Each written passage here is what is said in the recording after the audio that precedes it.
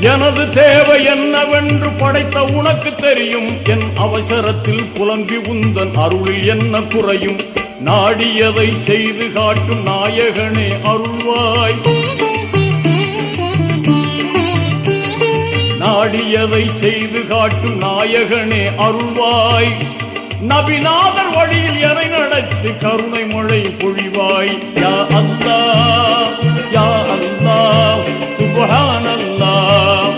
யா அல்லாஹ் யா அல்லாஹ் சுப்ஹானல்லாஹ். நீ கொடுத்ததற்கே நன்றி சொல்ல முடியவில்லை இன்னும். இதில் அடுத்தடுத்து கேட்பதற்கு அஞ்சுதே என் உள்ளம்.